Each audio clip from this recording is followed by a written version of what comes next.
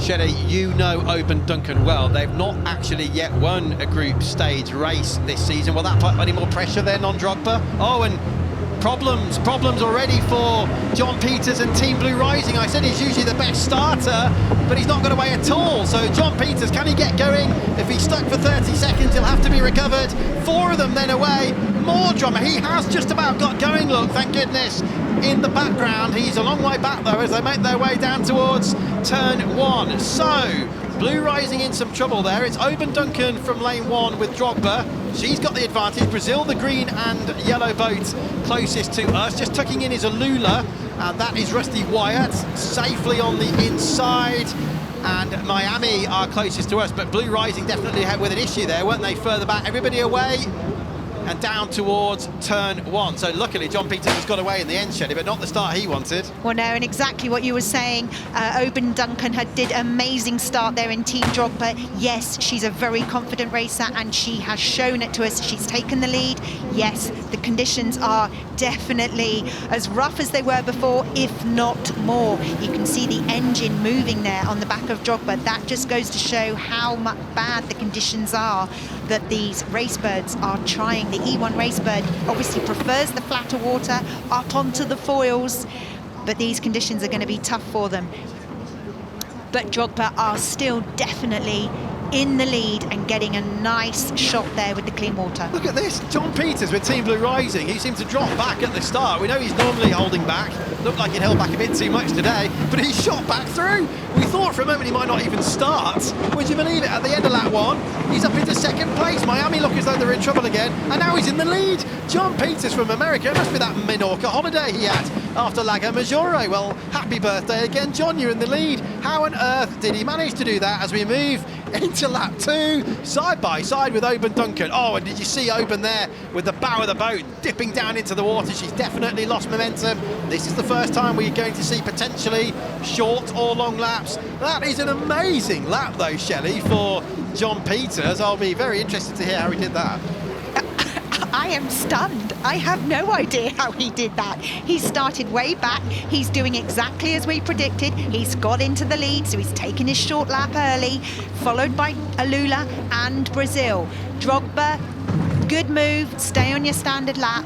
Miami, are they going to do their long lap? Yes, I think they are, to get that. Oh, no, Miami are doing the standard lap. Apologies. It did look, no, it did. I agreed with you. I thought Miami were going to go around the outside as well, but they cut in at the last minute there, didn't they, with Eric Start. There they are in the background on their standard lap. So you can see who's done short and long laps at the top of the screen. Nobody doing a long lap on the first opportunity, but first, second and third, unsurprisingly, have all done the short lap at this point. Let us just remind you, the normal lap is 1.3 kilometres, 1.1 for the short, 1.5 for the long. So the long and short laps are 200 metres shorter or longer, respectively. Let's see what John does now. Will he just carry on with the normal lap? Because if he does elect to take the long lap at this stage, he risks dropping into the wake of other boats. So I'd be surprised, Shelley. Surely he'll just stick out there at the moment on the normal lap, won't he? What do you reckon? He will definitely stick on the normal lap. If he does the long lap now, that's suicide. No, he's definitely going to stay on the standard lap now, and he will do his long lap at the last possible choice, which we've seen it happen so many times before. He needs to get the gap between him and Rusty to at least 10 seconds, if not more. It's only 7 at the moment. But oh no, Drogba, I think we've stopped dead in the water. Trouble again, again. Would you believe it? Oban Duncan now, we might have to see some sort of delay. Yeah, full course yellow is indeed out, as you can see. Oh, Oban Duncan and Drogba, they have the best starting position, and again we've got drama here in E1. And Oban, is there anything she can do? She's talking with the team, but if it hits 30 seconds, she'll have to be retrieved from the water. Will they have to stop the race completely, I wonder? It's full course yellow at the moment, so no overtaking. Miami are taking their short lap, I see there, just coming out into the merge zone side by side with what must have been Brazil, and it was. Miami just dropping in behind Brazil, but Drogba then are out of this race. Right, so we're on no overtaking, but we seem to have Brazil and Team Blue Rising neck and neck here. So, interesting. No, Team Miami, apologies. So did Brazil overtake Team Miami there or not? It'll be interesting to see, won't it? Because Miami took their short lap there, but on board with Drogba, and this is not the sight they wanted to see. Another boat then stopped. We lost Rafa just a short time ago with Tom Shab, and there's nothing Oban Duncan can do now. And of course the bad news is that means they're out of the final, doesn't it? They will be, even if they can continue in the place race at best later today. As we look back from Drogba, of course it's stopping anyone else from actually overtaking. The only way you might see a change in position now is through these short and long laps, as we've just seen there with Brazil and Miami. Oban's gonna have to be towed back. She's lost power completely, hasn't she, by the looks of things? I don't know what's gone on there. Every chance, I guess, Shelley, that these tricky conditions have maybe just knocked something out of place, or electrical problem, or something's been damaged on the boat itself. I'm sure we'll find out later. There's a Lula in the meantime in second place. Blue Rising still with the advantage in the nicest possible way. This is good news, of course, for Team Blue Rising, while the full course yellow is out into the long lap now. Go Brazil. So Miami will jump back in front of Brazil, because Brazil have now done their short and long lap, and Miami are looking good at the moment. They still have a short lap to do. Hopefully no more problems though, as they had here in practice on Friday. Nothing Oban Duncan can do apart from talk to the team, try and find out what the problem is. If they already have a good idea before that boat is towed back, of course, it saves a little bit of time to start repairing whatever the issue is. So in the meantime, we're coming through to the penultimate lap. We're soon to start lap 5 of 6. And as you've already said, Shelley, John's just going to wait his need to do his long lap, and it should be a relatively comfortable victory for Blue Rising to put them straight through to the final. Well, if we can't do any overtaking under a yellow flag, it actually doesn't make any difference if he's done the long lap. I mean, obviously he's got to do the long lap, but if he does the long lap and he comes in, are the boats on the standard lap allowed to overtake him?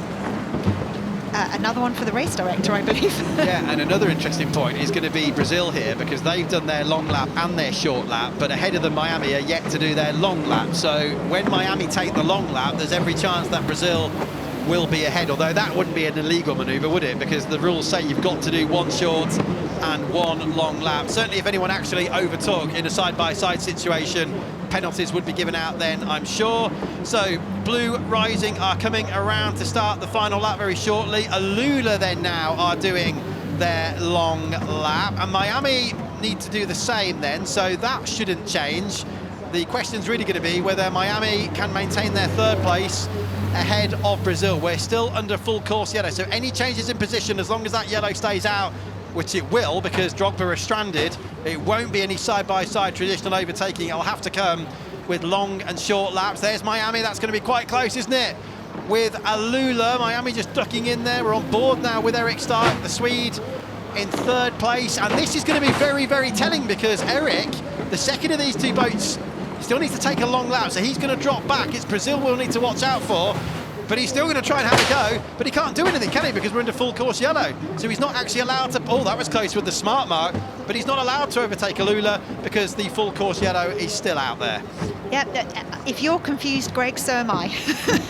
But yes, it is quite an interesting situation we have here, in all fairness. But yes, I don't think there's going to be much change in those positions. Let's see whether now Brazil can jump Miami, because Morgan Drogba, look, they're trying to get that boat. That's not a great position, is it, for Oban Duncan to be in there, stranded out there. So Blue Rising go through to take their long lap, but they're firing up ahead to maintain the lead. It's exactly what Shelley predicted. John Peeters did his short lap at the earliest possible point. He does his long lap here at the latest possible point. There's those green smart marks. That's the long lap, but the question is, who's going to get third? Because Alula should be fine in second place. We're looking back from Alula now, but we're not really under attack from Miami, because Miami still have a long lap to do. The question is, will Brazil be close enough to Miami when Miami comes back in from their long lap? Here comes Brazil on the right-hand side of your screen. So will Marit Strommel be able to jump back in front of Eric Stark? It won't determine whether they go to the final or not. That will only be Blue Rising, but it will help them for their lane, their position for the start of the race-off later on today. But here's Blue Rising. They won a group stage race earlier on this year at Dubrovnik in Croatia. And what a start it was. I'm going to be intrigued, Shelley, to hear from John at the end of this, because it looked like he had a problem initially, got away much later, and by the end of the opening lap, he charged through the field, overtaking everyone, and look, there's the answer. Brazil do jump in front of Miami. Miami there saving their long lap until the latest possible point, and Brazil come out in front as for the second time this year, Team Blue Rising win a group stage race here in E1, and it was all won early on in the race with that amazing start, brilliant strategy, fantastic overtaking from John Peeters. What a performance. Rusty Wyatt comes through for second place for Alula. So Blue Rising to the final. Into the race-off will go Alula, Brazil and Miami, and sadly Oban Duncan's boat stranded out there will be in the place race. There is Katie Munnings, and she's just seen Rusty, her teammate, come through for second place.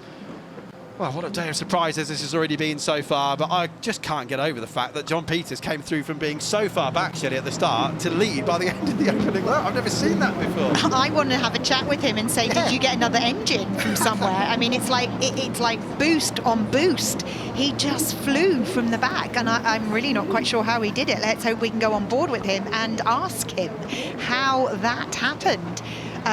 It was an incredible drive from him, from the back of the fleet. And that's Sarah Mizir. She did a great job as well, didn't she, in her group race earlier on today. By the way, we'll take a look at the fastest lap shortly as well, because the fastest lap today from any of the races we're seeing here is actually a bonus point in the championship. No wonder there's some fist pumps going on here from John. He's trying to open the hatch already. He's desperate to get out and celebrate with the team because he knows what a performance that was. But Didier Drogba's boat is stranded out there. Oban Duncan, she's been so unlucky, nothing she could do about that. But let's get the answers then, Shelley, to the questions you wanted to ask as we jump on board with John Peeters. John, congratulations, the Menorca holiday obviously paid off. How on earth did you do that on lap one? Well, I was hoping you'd tell me, actually. We had a CAN bus error right at the start, and so I want to give a big shout out to Seabird Technologies, which is E1's technical analysis. They went over with us earlier today, actually yesterday, about how to reset quickly and efficiently. So they get a bit of the big hammer sometimes, but this one is for them. Let me know how to reset real quick and go from there. Over. John, it was absolutely phenomenal, amazing overtaking. Well done, well done. And Sarah Mizir will be delighted, and I think we're going to catch up with her in a moment as well with Alex as the rescue team now gets to the Drogba boat and Oban Duncan, the collision last time out, and now this.